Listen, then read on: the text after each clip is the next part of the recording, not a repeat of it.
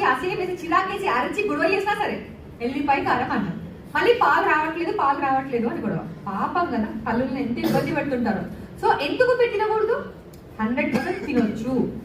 ఇంకా ఆ టైంలోనే మదర్ కి హెల్దీ డైట్ రిక్వైర్మెంట్ అనేది ఎక్కువ ఉంటుంది, మంచి ప్రోటీన్ డైట్ తినాల్సిన అవసరం ఉంటుంది. మదర్ కనీసం 1 లీటర్ మిల్క్ తాగితే బేబీకి అడిక్వేట్ గా మిల్క్ వస్తాయి. అలాంటివన్నీ చూడకుండా మదర్ ఇంకా అంటే ప్రెగ్నెన్సీ టైంలో వెయిట్ గెయిన్ అయింది మొత్తం తగ్గి చీకిపోయేదాకా మదర్ మొత్తం ఇంకా ఈడ్చుకుపోయేదాకా ఆమె అట్లా టార్చర్ చేస్తుంటారు అనమాట. సో అట్లాంటి వాటి వల్ల ఆటోమేటిక్ గా మదర్ మెంటల్ హెల్త్ మీద కూడా ఎఫెక్ట్ ఉంటుంది, బేబీ హెల్త్ మీద కూడా చాలా ఎఫెక్ట్ ఉంటుంది. కాబట్టి ఈ అన్సైంటిఫిక్ థింగ్స్ వల్ల ఖచ్చితంగా ఫీమేల్ హెల్త్ మీద చాలా ఇంపాక్ట్ ఉంటుంది. ఇంకొక ఆస్పెక్ట్ ఏంటంటే మెంటల్ హెల్త్ ఇష్యూస్. ఎవరైనా పిచ్చిగా చేస్తున్నారు, లేకపోతే ఖాళీ లేనట్టుగా చేస్తున్నారు, అట్లా ఏమైనా చేస్తున్నారు అనుకోండి, ఏమంటారు? దయ్యం పట్టింది, పిచ్చి పట్టింది. ఎవరితో మాట్లాడకుండా సైలెంట్ గా రిజర్వ్ గా కూర్చున్నారు అనుకోండి, ఎవరితో మాట్లాడలేదు, సైలెంట్ గా ఉంటుంది, ఏం మాట్లాడలేదు, తినట్లేదు, లేకపోతే ఎక్కువ తింటోంది, దయ్యం తింటుంది. దయ్యం తిండి అని అంటారు కదా, ఎక్కువ తింటే, లేకపోతే అసలు తింటలేదు, ఎవరితో మాట్లాడలేదు. అప్పుడు కూడా ఏమంటారు? మళ్ళీ దానికి పిచ్చి పట్టింది, లేకపోతే దానికి దయ్యం పట్టింది అంటారు కదా. సో అలాంటివి mental health issues. Mental health issues అనేవి నిజం. ఎప్పుడైనా సరే మెంటల్ హెల్త్ ఇష్యూ అనగానే ఒక స్టిగ్మా, అంటే నేను పిచ్చిదాన్నా అనే ఆ భావన నుంచి మనం ఎప్పుడైతే బయటికి రాగలుగుతామో అవి కూడా నిజమే. మానసిక అనారోగ్యం అనేది కూడా ఉంటుంది, దానికి కూడా ట్రీట్మెంట్ అవసరమే అనే అవగాహన ఎప్పుడైతే ప్రజల్లో వస్తుందో అప్పుడే మనం హెల్తీ ఇండియాని చూడగలుగుతాం. ఎందుకంటే health is not only physical health, mental health, social health, well being ఉన్నప్పుడు మాత్రమే you can say that you are healthy కదా. జబ్బు లేనంత మాత్రమే your health not healthy. So ఈ మెంటల్ హెల్త్ హెల్తీ బీయింగ్ ఉండాలంటే మెంటల్ హెల్త్ స్టిగ్మా అనేది first మనం ఓవర్కమ్ అవ్వగలగాలన్నమాట. ఓకే, కోపము అంటే ఒక్కొక్కరికి ఒక్కొక్క పర్సనాలిటీ ఉంటుంది. So when it is going beyond the limit, అంటే ఒక యాంటీ సోషల్ బిహేవియర్ వస్తుంది, లేకపోతే సోషల్ గా వేరే వాళ్ళని ఇబ్బంది పెట్టేలాంటి పరిస్థితి వస్తుంది అన్నప్పుడు, లేకపోతే యాంగ్జైటీ ఎక్కువ అవుతుంది, లేకపోతే డిప్రెస్ గా ఫీల్ అవుతున్నారు, స్ట్రెస్ ఫీల్ అవుతున్నారు, అలాంటివి ఏ మానసికమైన ఇబ్బందులు ఉన్నా సరే, లేకపోతే ఎడిక్షన్స్ అనేవి మెయిన్ గా ఇప్పుడు అంటే ఎక్కువ చాలా మంది ఇబ్బంది పడుతుంది ఏంటి అంటే వ్యసనాల వల్ల. చిన్న వాళ్ళకి మధ్య స్ట్రోక్లు వస్తున్నాయి, హార్ట్ అటాక్లు వస్తున్నాయి అని అందరూ చాలా భయపడుతున్నారు కదా. చిన్న వయసులో సడన్ గా హార్ట్ అటాక్ చచ్చిపోతున్నారు, అవునా? ఎందుకు అవుతుంది అట్లా? అట్లాంటి వాళ్ళలో మీరు చెక్ చేసి చూడండి, చాలా మందికి ఉంటే ఒక అలవాటు ఏంటంటే స్మోకింగ్ కాదు, నేను సిగరెట్ తాగనమ్మా, అస్సలు తాగా, ఓన్లీ తమ్మాకు నమ్ముతా అంతే. So tobacco in any form is equally dangerous. 40% cancer deaths కి రీజన్ టొబాకో. 16 రకాల క్యాన్సర్లు వస్తాయి టొబాకోతో. అది ఎక్కడ వచ్చిందని క్యాన్సర్ అని తెలిసే లోపల నువ్వు పోయే అవకాశం కూడా ఉంటుంది.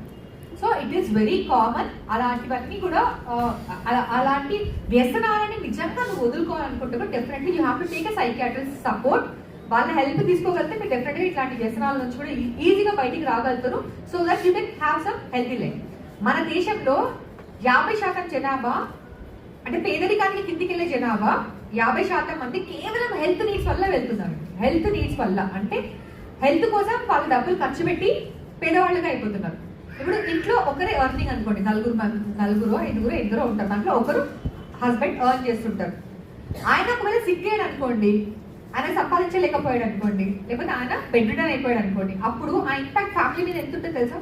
పిల్లలు 10th క్లాస్ ఇంటర్మీడియట్ ఉన్నారనుకోండి, వాళ్ళు నెక్స్ట్ ఇంకా వాళ్ళ లైఫ్ అంతా అంతే, ఇక వాళ్ళ జీవితాంతా కూలి చేసుకుంటూ బ్రతకాల్సిందే.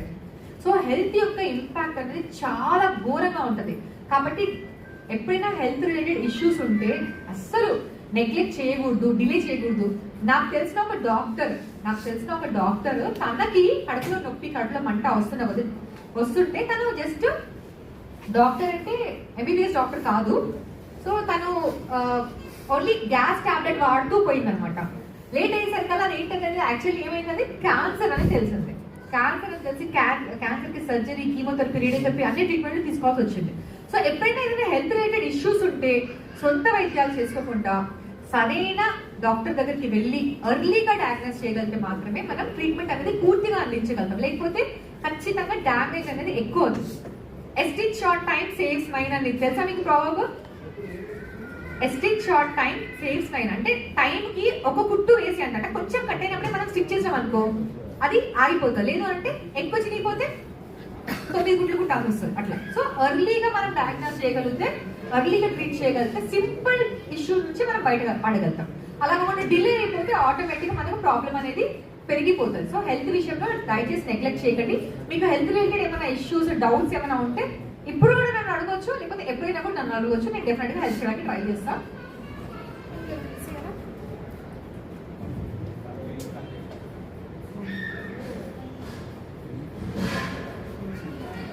పాము కలిసి ఏం చేస్తారు? పాము కలిసి చూసారా మంత్రాలు వేయించడము? మా హాస్పిటల్, ఉస్మానియా హాస్పిటల్ కూడా ఒక పేషెంట్ పాము కరిచిన తర్వాత, అంటే నిన్న కలిస్తే జస్ట్ ఒక 8-10 అవర్స్ గ్యాప్ లో వచ్చారు. ఏమైంది ఎందుకు అంటే బాడీ మొత్తం ఇట్లా గ్రీన్ కలర్ గా పూసి ఉందన్నమాట. అంటే పాము కరగానే వెళ్ళి మంత్రం వేయించుకొని మందు రాయించుకొని వచ్చిన దానివల్ల 6 అవర్స్ లేట్ అయింది అని చెప్పారు. పాపం ఆయన ఎంత క్రిటికల్ కండిషన్ లోకి వెళ్ళిపోయాడు. సో పాము కలిసి మంత్రం వేసి తగ్గదా? అట్లయితే ఎందుకు అందరూ చెప్తారు? పెద్దవాళ్ళు అన్ని కరెక్టే చెప్తారు తెలుసా, మీకు ఏం తెలీదు.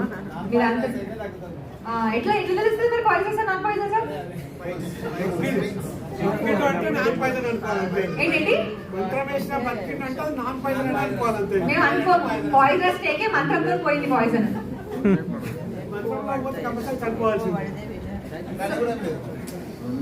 ఎందుకు ఉండదు? మరి ఏమవుతుంది? ఎందుకు ఉండదు? ఎప్పుడు ఉండదు? సూపర్. మీరు ఏం చేస్తారు? Very good, nice. సో ఏంటంటే 70% స్నేక్స్ నాన్ పాయిజనస్ అండి. 70% స్నేక్స్ నాన్ పాయిజనస్. మిగతా వాటిల్లో కూడా స్నేక్ బైట్ తర్వాత ఒక రీసెంట్ గా అది ఏమైనా తిన్నా, ఏదైనా బైట్ చేసినా అప్పుడు అది పాయిజన్ అనేది రాకపోవచ్చు. అయితే పాయిజనస్ నాన్ పాయిజనస్ ఎట్లా గుర్తుపట్టాలంటే మోస్ట్లీ ఫ్యాన్స్, అంటే కూరలో మారుతుంది అనుకోండి. 2 డాట్స్ ఉన్నాయి అనుకోండి, అది పాయిజనస్ స్నేక్.